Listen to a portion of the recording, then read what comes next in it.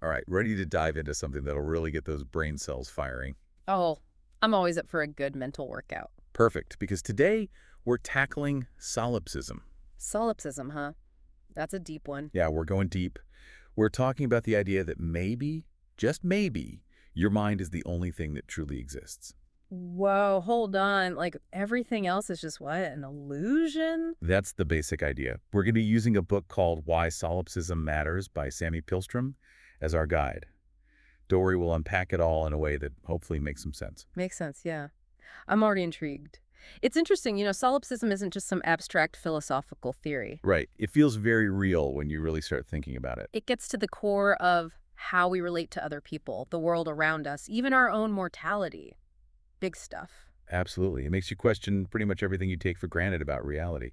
So let's break it down. What exactly is solipsism? So at its core, solipsism is the idea that only one's own mind is certain to exist. Okay, so far so good. I'm Yeah. with you. But here's the kicker. Everything else that we experience, the physical world, other people, all of it might just be a product of our imagination. So kind of like we're each living in our own personal simulation. Exactly. And, there are hints of this idea way back with the ancient Greek skeptics. I can see that. Those guys were always questioning everything. But solipsism, as we think of it today, really took shape in modern philosophy, especially with René Descartes. Descartes, the I think therefore I am guy. That's him. He came up with this method of doubt where he questioned absolutely everything he thought he knew. Trying to find some solid ground, some certainty. Exactly. And he decided the only thing he could be absolutely sure of was his own thinking mind. Right, because even if everything you're seeing is an illusion, you're still the one having that illusion. Exactly. And that's kind of the leap to solipsism. If the only thing you can be sure of is your own mind, then how can you ever truly know anything outside of it actually exists? Okay, yeah, I can see how that line of thinking would take you there. Right. It's like maybe the whole world is just a projection of your own consciousness.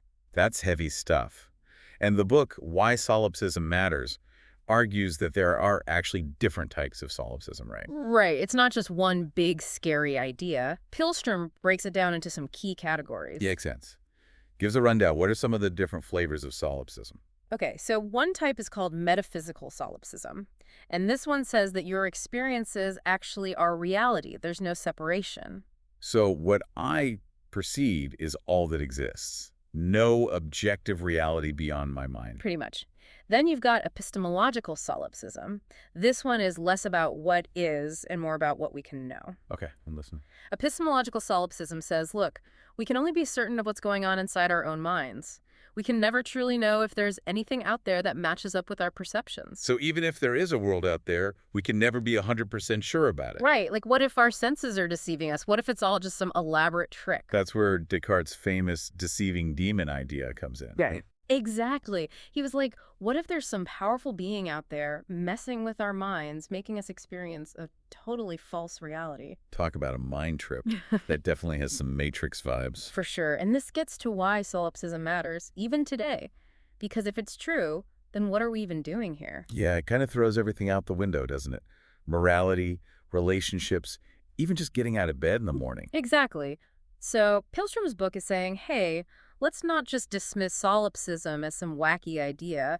Let's see what happens when we really grapple with it. It forces us to examine the very foundations of our beliefs, right? Exactly. How do we know what we know? What does it even mean to say something is real? Solipsism takes us right to those fundamental questions. It's kind of like holding up a mirror to our whole understanding of the world. Yeah, a pretty unsettling mirror, maybe. And what's interesting is that solipsism feels strangely relevant these days. You're right, now that you mention it. How so? Well, think about the rise of social media, the selfie culture. Everyone's constantly sharing their own perspective, their own little bubble of experience. Oh, I see what you mean. It's like we're all becoming mini solipsists in a way, just focused on our own little worlds. Exactly. And that tension between our individual experiences and the idea of a shared reality, that's exactly what solipsism highlights. It's a good point. Especially in a world where we're constantly bombarded with information, it's easy to get caught up in our own heads and forget about the bigger picture. Right. And speaking of big pictures, Pihlström's book dives into this concept called the horror metaphysicus. Horror metaphysicus. Okay, that sounds intense. What's that all about? It's basically the idea of solipsism as a philosophical nightmare. A nightmare, how so? It's that terrifying realization that your mind might be the only thing that truly exists, and everyone else is just the figment of your imagination. And philosophers like Descartes and Bertrand Russell, they really struggled with this. Can you give me an example? Yeah. Bertrand Russell has this quote where he talks about solipsism leading to the idea that, and I'm paraphrasing here, all we have is data, and that data is the whole universe. So it's not just that we're alone. It's that there's nothing but our own perceptions. That's bleak. Right. No external world, no other people, just the raw data of our own senses. I get why they called it a horror metaphysicus. It's like being trapped inside your own head with no escape. But is there any way out of this solipsistic trap? Like, can you even prove that there's a world outside of your own mind? That is the million-dollar question, and philosophers have been debating that one for centuries. One approach Pihlström explores is based on pragmatism.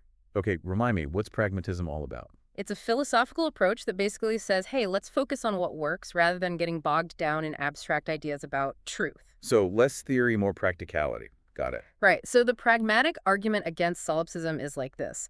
If solipsism were actually true, then why would we even bother interacting with the world or with other people? Good point. Why follow rules, build relationships, create societies? It's like, what's the point? Exactly. Yeah. The very fact that we do all those things, that we engage with the world in meaningful ways, suggests that maybe, just maybe, there's something more going on than just our own individual minds. It's like the whole idea of living a normal life contradicts the idea of solipsism. You got it. And the book also brings in Ludwig Wittgenstein, the philosopher. He had some really interesting ideas about language and how it points to a shared reality. Oh yeah, Wittgenstein. I remember the name, but I need a refresher. What were his key ideas? He was fascinated by how language works. And he said that language isn't just about describing the world, it's about actively participating in it, creating meaning together. So it's not just labels for things, it's an act of co-creation. Exactly. And Wittgenstein thought that the very rules we follow when we use language, those rules mean there has to be a world out there that we're all sharing. Interesting. Could you give me an example? Sure. Think about a game of chess. The rules of chess, they don't exist in just one player's head, right? Right. Their shared set of rules. Exactly. It's a shared set of conventions that makes the game possible. And Wittgenstein was like, language is kind of like that too. It needs a shared world to make sense. Oh, okay, I can see that. So language itself is kind of an argument against solipsism. Yeah. Because it requires us to share meaning and understanding. That's a great way to put it. It creates common ground, a shared reality that we can all tap into. And this idea of a shared reality, it also takes us to another argument against solipsism, the ethical argument. Okay. Ethics. Tell me more about that. Well, think about it. If my mind is truly the only thing that exists, then why should I care about anyone else? Good point. Why bother being good or doing the right thing? It seems like pure selfishness would be the logical conclusion. Exactly. But most people have this intuitive sense that we should care about others, that we have obligations to each other, and that points to something beyond our own individual existence. Right. Like there's this feeling of interconnectedness. It doesn't make sense if we're all just isolated minds. Exactly. And this sense of connection, it leads us to a really interesting twist that Pihlström talks about in the book, transcendental solipsism. Okay. Transcendental solipsism. That sounds intriguing. What's the transcendental part about? So it's not about denying the existence of the external world altogether. It's more about how our minds shape our experience of that world. So it acknowledges that there might be something out there, but it's filtered through our own individual lenses. You got it. We don't experience the world directly. Everything is shaped by our own mental frameworks, our own ways of understanding. That makes me think of that Kant quote. We do not see the world as it is, but as we are. Exactly. And that's at the heart of transcendental solipsism. It's not about denying a world outside our minds, but about accepting that our access to that world is always shaped by our own subjectivity. So even if we're not the sole creators of reality, we're still active participants in shaping our own experience of it. Precisely. And that's one of the things that makes exploring solipsism so valuable. It makes us really examine those mental frameworks, question those assumptions. It's about becoming aware of the lenses through which we see the world. Exactly, because once you're aware of those lenses, you can start challenging your own biases, being open to other perspectives. It's like upgrading your mental software, becoming a more sophisticated observer of reality. I like that analogy. And that's really just the beginning. We've got a lot more to unpack when it comes to solipsism. This is already making me rethink some things. I'm ready for more. Great. Because next, we're going to tackle an even bigger question. How does solipsism change our understanding of death? All right, so we're back, and we're still trying to wrap our heads around solipsism, this idea that maybe our minds are the only things that truly exist. It's a real head scratcher, that's for sure. And we've covered different types of solipsism, the whole horror metaphysicus thing. Right, right. We even touched on how language might point to a shared reality. Yeah, we're trying to find our way out of this philosophical maze. Exactly. But there's another piece of this puzzle we need to explore. Death. Ah, yes. The big D. And this gets really interesting when you look at it through the lens of solipsism. Okay, I'm intrigued. Lay it on me. So let's say solipsism is true. My mind is the only reality. Okay, I am following so far. What happens to the world when I die? Whoa, that's a heavy question. Right. Because if my mind is all that exists... Then your death would be the end of everything. Exactly. At least from my perspective. Mind alone. Again. It's kind of terrifying, right? For sure, but also kind of empowering in a weird way. Right. Like I'm carrying the entire universe in my mind. Exactly. And Pihlström really digs into that tension in the book, Why Solipsism Matters. That fear of annihilation, but also that sense of ultimate significance. Yeah. And it's not just theoretical either. Right. It's not just some intellectual game. Solipsism has real emotional and existential implications. It makes you think about life and death in a whole new way. Makes you really confront your own mortality. Absolutely. And Pihlström brings in some other philosophers to help us grapple with this. People like J.M. Bermudez, who's written a lot about death and the limits of our own subjectivity. So we've got the biological reality of our bodies dying. Right, that's a given. But then there's the question of what happens to our consciousness, our sense of self. Exactly. Does that just disappear too? And from a solipsistic perspective, those two things become inseparable, right? Totally. Because if my mind is the source of all reality, then when my body dies, everything goes with it. Whoa. There's no escaping that, is there? Nope. No heaven, no reincarnation, no nothing. So in a way, solipsism makes death even more final, more absolute. Yeah, no question about it. But it also, as you said before, highlights the importance of our own individual existence. Because if my mind is all that is, then every single moment has this incredible weight. Right. Every thought, every feeling, every experience, it all matters. Which makes me think of that line from Dead Poets Society. Carpe diem, seize the day, boys. Yeah, I love that. Carpe diem.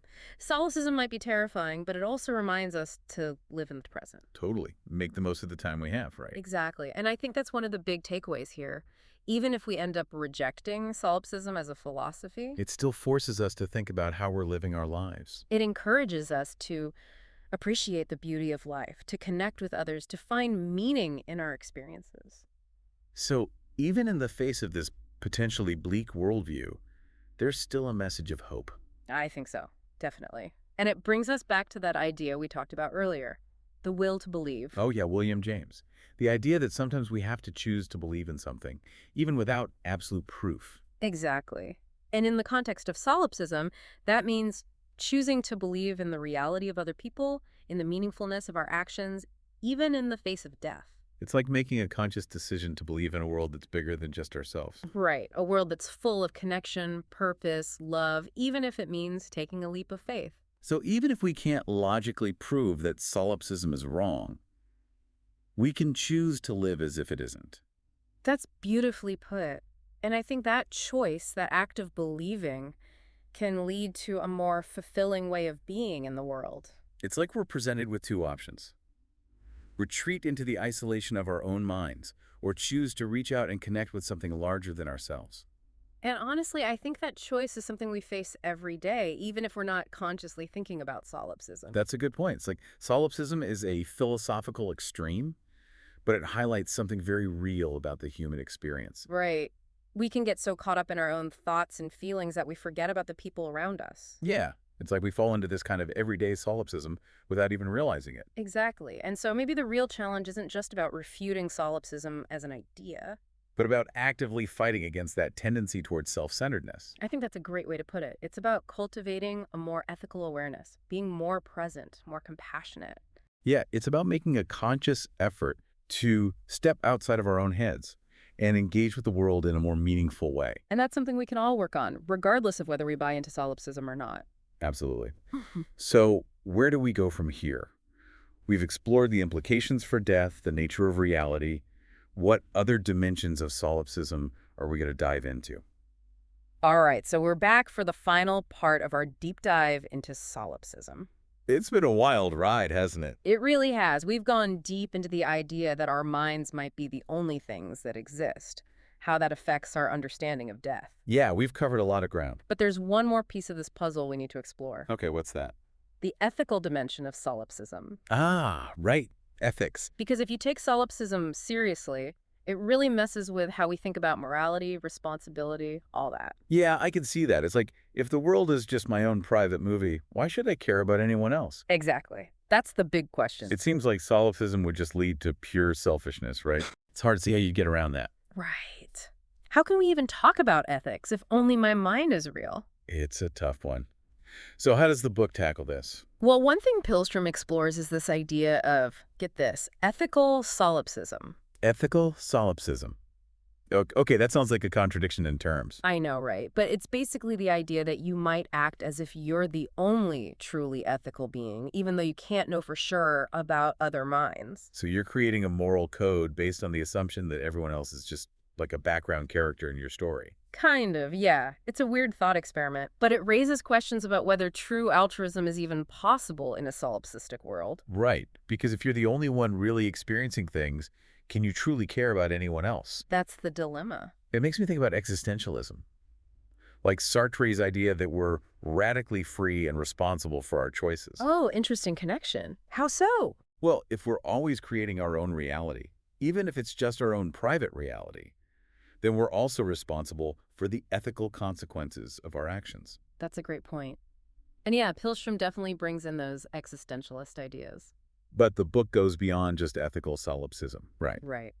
He also looks at ways to create space for genuine connection, responsibility, even if we can't be certain that other minds exist. Okay, so what are some of those approaches? I'm curious. Well, there's this great idea from Wittgenstein. Remember we talked about his idea of having an attitude toward a soul? Yeah, vaguely. Remind me. It's like saying, even if we can't prove that others have minds like ours, we can still choose to treat them as if they do.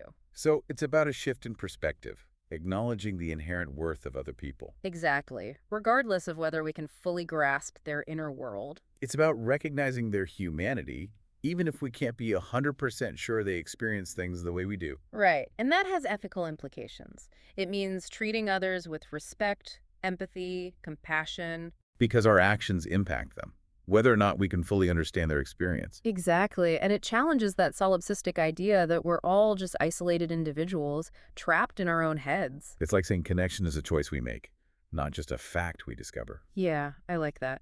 And that brings in another philosopher, Emmanuel Levinas. Levinas, okay, he was a big deal, right? Yeah. He talked about the ethical demand of the other. I've heard that phrase. It seems relevant to what we're talking about here. It totally is. Levinas said that when we encounter another person, when we see their face, it creates an immediate ethical demand. It's like their very existence calls for a response from us. Exactly, a response of responsibility and care. So it's not just about intellectually believing they exist, but about acting accordingly. Right. It's recognizing that our actions have real consequences for others, even if we can't fully know them. And that really challenges the whole solipsistic framework, doesn't it? It does. It says that our ethical obligations come from our relationships, from these encounters that go beyond our individual consciousness. It's like a built-in reminder that we're not alone in the universe. Exactly. And Levinas argues that this ethical responsibility, it's actually the foundation of a meaningful life. It's about moving beyond our own egocentric perspective. Right. Recognizing that we're connected to something bigger than ourselves. You know, what strikes me is that even if we reject solipsism as a formal philosophy, we can still fall into a kind of practical solipsism day to day. Oh, I see what you mean. Like we get so caught up in our own lives, our own problems, that we lose sight of other people. It's like that everyday solipsism we were talking about before. Exactly. So maybe the real challenge isn't just about refuting solipsism intellectually, but about actively cultivating a more ethical awareness. I think that's a really important point. It's about fighting against that natural human tendency towards self-centeredness. Being more present, more aware of the needs of others. Exactly, making a conscious effort to step outside of our own heads. So it sounds like this deep dive into solipsism has given us a lot to think about. It has. It's been quite the journey. Any final takeaways for our listeners? Well, I think the biggest one is that solipsism isn't just some abstract philosophical puzzle. Right, it has real-world implications. It pushes us to confront some of the most fundamental questions about reality, life, and our responsibility to each other. And even if we don't become full-blown solipsists, Just wrestling with these questions can make us more thoughtful, more compassionate human beings.